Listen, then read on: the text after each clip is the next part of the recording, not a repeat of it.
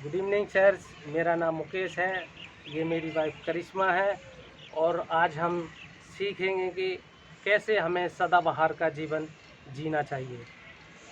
और हम सीधा वचन में जाएंगे।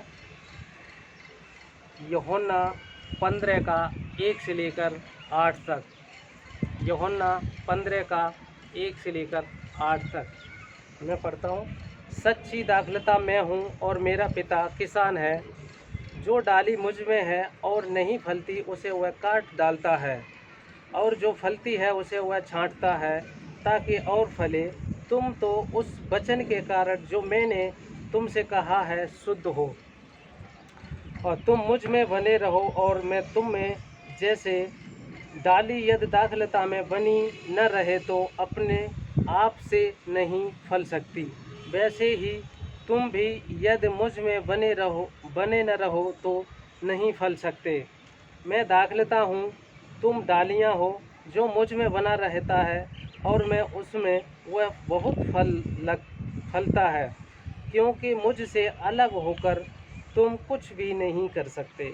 यदि कोई मुझ में बना न रहे तो वह डाली के समान फेंक दिया जाता है और सूख जाता है, और लोग उन्हें बटोर कर आग में झोंक देते हैं और वे जल जाती है। यदि तुम मुझ में बने रहो और मेरा वचन तुम में बना रहे तो जो चाहो मांगो वह तुम्हारे लिए हो जाएगा।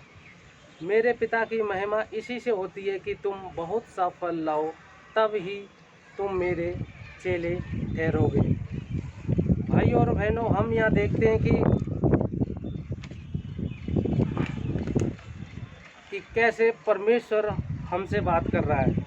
सच्ची दाखलता, परमेश्वर कह रहे यीशु मसीह एक सच्चा पौधा है, और परमेश्वर एक, जो हमारा स्वर्गीय पिता है, वो एक गार्डनर है। डाली हैं जो लोग चेले हैं, और जो नया फल, एक नया चेले बनाना। तो इसमें हम 2 पॉइंट बताना चाहता हूँ कि एक नंबर 1 है कि remain in Jesus, point 2 remain in purpose. तो भाई और बहनों, हम यहाँ वचन बता रहा है कि जब तक डाली पौधे में जुड़ी रहती है, जब तक हरी भरी रहती है, बहुत ताज़ी रहती है, जब डाली टूट कर गिर जाती है तब सूख जाती है, उसमें जीवन नहीं रहता और हरी भरी नहीं रहती, वो ताज़ी नहीं रहती, उसके अंदर न जान होती है और न किसी काम की नहीं होती हो। और हम उसी तरीके से हम अपना जीवन भी, जब तक हम लोग यीशु मसीह में बने रहेंगे तब तक हमारा जीवन भी हरा भरा रहेगा और ताज़ा रहेगा। तो भाई और बहनों, मैं यहाँ पे अपने जीवन से शेयर करना चाहता हूँ कि मैं पहले परमेश्वर में मसीह के बारे में जाना, और सही तरीके से नहीं जानता था कि मैं चर्च आना जाना था मेरा, कोई उसमें प्रक्रिया नहीं था, कोई उसमें डिसाइपल वगैरह नहीं था। तो मैं सीधा चर्च जाना और आना था मेरा। वचन के बारे में न नॉलेज थी, न वचन के बारे में जानता था। तो जब भी मैं चर्च वगैरह जाता था तो वहाँ पे लोग, जो पास्टर लोग हैं, सिर्फ सीधा वहाँ पे वचन बताते थे, और मैं सही रीति से वचन को मनन नहीं कर पाता था। घर आके पढ़ता था तो मैं सोचता था कि कब तक हमारे जीवन में ऐसा होता रहेगा, हमारे जीवन में परमेश्वर कैसे कार्य करेगा। एक परमेश्वर का नॉलेज हमारे पास नहीं था। तो देखते हैं कि भाई और बहनों, जब हम अब उस बुरी अभिलाषाओं में फंसे हुए थे, एक हमारे जो फैमिली में कोई उसमें रिस्पॉन्सिबल नहीं आ रहा था, और मेरा फैमिली मैटर भी कुछ अच्छा रिस्पॉन्स नहीं था, नौकरी में मेरा कोई अच्छा बातचीत नहीं था, लोगों के द्वारा मैं लगड़ता झगड़ता था और गुस्सा वगैरह बहुत करता था, मेरा बिहेव बहुत ख़राब था। जब धीरे धीरे मैं परमेश्वर के वचन में आगे, परमेश्वर का जब वचन मेरे पास पहुंचा, तब मैं धीरे धीरे परमेश्वर के वचन को ग्रहण किया। उस रीति से मैंने अपना जीवन को बदला और मैं सही तरीके से परमेश्वर में आगे बढ़ता चला गया, और आज मैं हरा भरा हूँ और प्रभु की कृपा से अच्छा हूँ। मैं चाहता हूँ कि इस टाइम मेरी वाइफ कुछ अपनी लाइफ के बारे में शेयर करे। Good evening church. मेरा नाम करिश्मा है और मैं भी 2017 में परमेश्वर में आई थी। तो परमेश्वर में मेरा भी चर्च में आना जाना था। तो मैंने देखा चर्च में बैठते थे और आते थे जाते थे, कोई वचन समझाने वाला नहीं था, कोई बाइबल सिखाने वाला नहीं था। तो कंटिन्यू 1 साल मेरा निकल गया। 6 महीने में मुझे बपतिस्मा दे दिया गया। बपतिस्मा के बारे में मुझे कुछ नहीं बताया। तो जैसे कि बताया, एक डाली गिर जाती है, वैसे ही हमारा जीवन था, सूखी डाली के जैसा। हम हरे भरे नहीं थे। हमारे जीवन में बहुत कठिनाइयाँ थी, बहुत परेशानियाँ थी। मैं झूठ भी बोलती थी और मैं लोगों के साथ धोखा भी करती थी। मैं मसीह में तो थी, प्रभु को तो मानती थी, लेकिन किसी ने मुझे नहीं बताया कि आप ऐसा ना करो। लेकिन हम वो सारे काम करते थे, ठीक है। और मैंने देखा कि हमारा हस्बैंड वाइफ का झगड़ा हर रोज़ होता था। तो मैंने देखा कि हमारा जीवन एकदम ख़राब हो चुका था। हमारे जीवन में परमेश्वर कार्य तो करना चाहता था, लेकिन हम वचन पे नहीं चल रहे थे, ठीक है। और मैंने देखा कि मेरे चर्च में मेरी बहुत बेइज्जती भी की, कई लोगों ने इंसल्ट भी किया मेरा। मुझे बिल्कुल अच्छा नहीं लगा। मेरा विश्वास है ना लोगों से हट गया। मैंने सोचा कि क्या लोग ऐसे ही होते हैं, मसीह लोग क्या ऐसे ही होते हैं, सामने दूसरे मसीह को बेइज्जती कर सकें। मेरा विश्वास हट गया।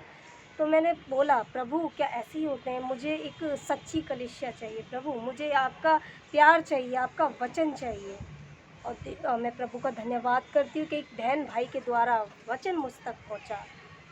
और वो बहन भाई हैं मनी दीदी और दीपक भैया। मैं उनका थैंक यू कहना चाहती हूँ कि उन्होंने मुझे बाइबल से वचन बताया और मेरा जीवन बहुत बदल गया वचन से।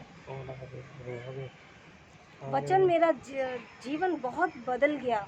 परमेश्वर ने मेरे अंदर जब वचन गया तो मैंने अनुभव किया कि सच में बाइबल में बहुत बहुत अच्छा कीमती चीज़ है जो मुझे कभी नॉलेज नहीं था।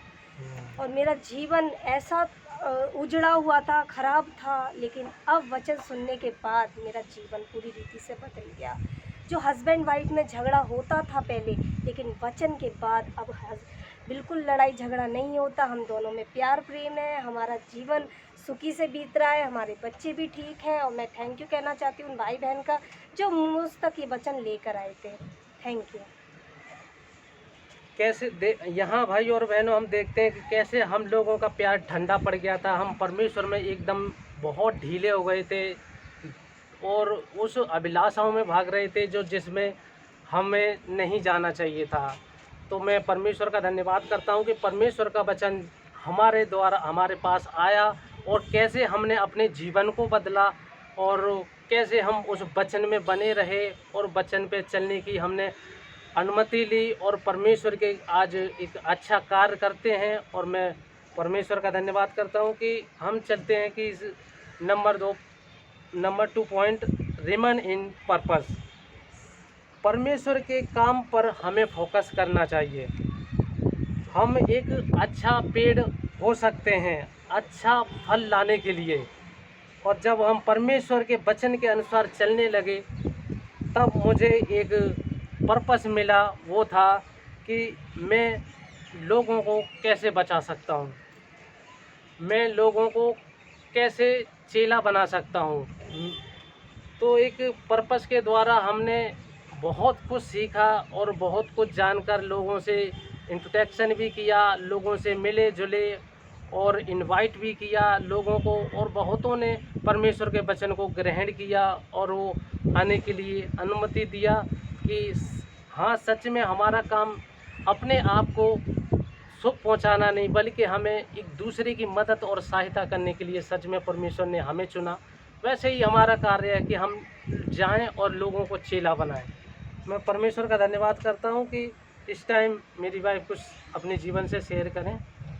तो मैं थैंक यू कहना चाहती हूँ वचन के लिए। और वचन मेरे अंदर गया तो मैंने देखा कि बहुत अच्छा था, ठीक है। मैं बपतिस्मा लेने के बाद मैं घर में नहीं बैठी थी, मैंने अपना विश्वास बाहर बांटा।